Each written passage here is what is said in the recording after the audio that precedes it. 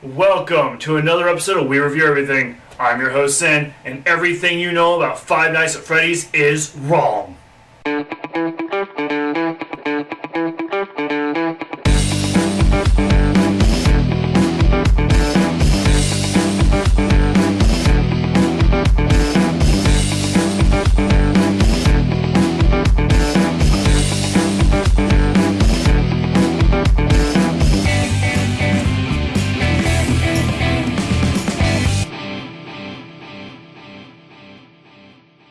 The year is 1987. Freddy Fazbear's Pizza is opened for the fun and enjoyment of all, with a grand staffing of 10 musical animatronics to provide something for everyone. Fazbear Entertainment is committed to family fun and, above all, safety. Everything is going fine until one day, while Freddy is taking cake to children at a party room, he notices a young boy sitting outside the window, obviously upset. Having to deal with the children wanting cake, there was nothing he could do as he witnessed a man in a purple uniform murder the child just outside the window. The boy was found later, and many people blamed Freddy's for the incident, but the manager assures everyone that his company is not responsible for the tragedy. Oh, hey, before I go, I wanted to ease your mind about any rumors you might have heard lately. You know how these local stories come and go and seldom mean anything.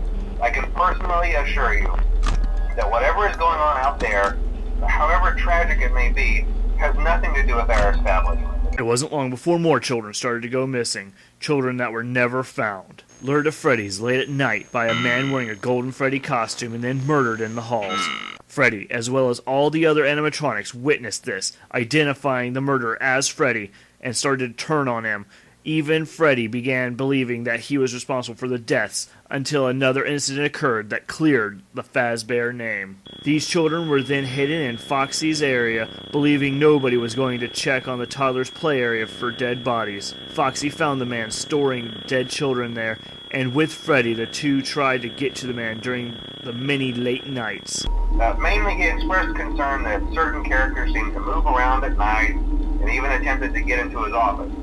It was Marionette that came up with the plan for the bodies, though. Seeing the children as being exoskeletons, he decided to store the children's bodies within the stage animatronics, drawing much disgust and fear from the visiting parents as blood and mucus started coming from the eyes and mouths after every performance, while the bodies were churned and mangled within their new costumes. Knowing that this situation was only going to get worse, the man in purple started tracking down the animatronics, damaging their face recognition systems. Freddy and Foxy were no longer permitting this purple man to get close to them anymore, so in the darkness of night he approached them wearing the stolen Golden Freddy costume, removing the visual sensors. The robots could no longer tell the difference between the man in the purple uniform and anyone else wearing the same uniform in the building. Many of the robots even began believing that any adult could be the man simply not wearing the uniform at that time. Someone may have tampered with their facial recognition systems. We're not sure.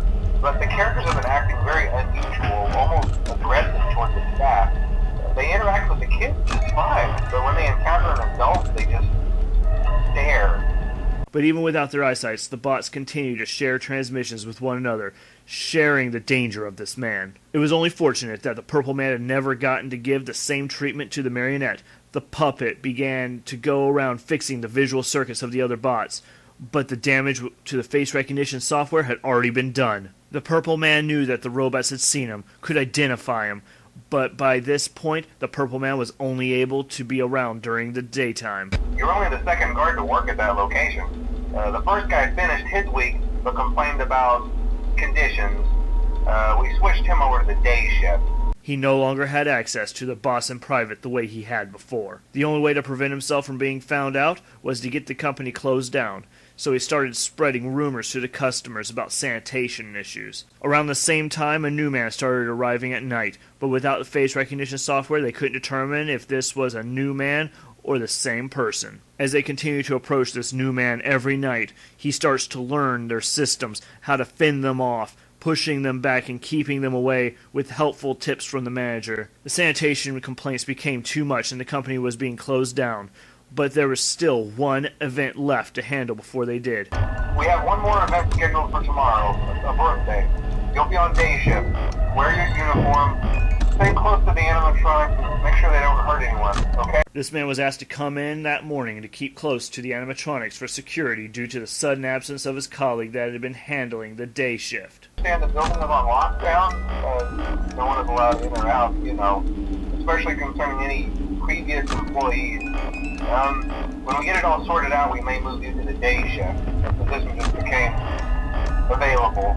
Without warning, this innocent night guard suffered a bite to his head that tore away the frontal lobe of his brain. But then there was the bite of 87. Yeah. It's amazing that the human body can live without the frontal lobe, you know? With this final nail in the coffin, the building was closed down, preserved exactly as it was so long ago. This is the story of Five Nights at Freddy's, the rise and fall of a company, and the tale of their night security officer, who was moved to the day shift, and then came back years after the store was closed in order to carry on with his nefarious schemes of child killing, only to be fired on the 7th night for the same reasons.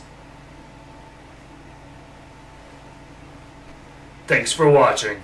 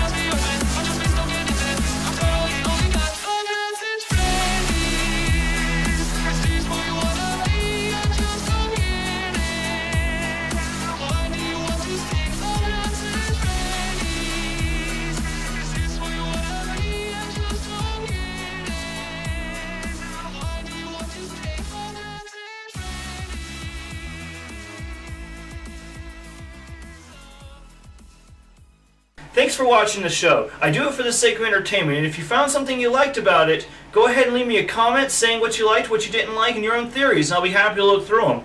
Go ahead and also click on that subscribe button right about here, and I'll be happy to keep submitting more videos like this.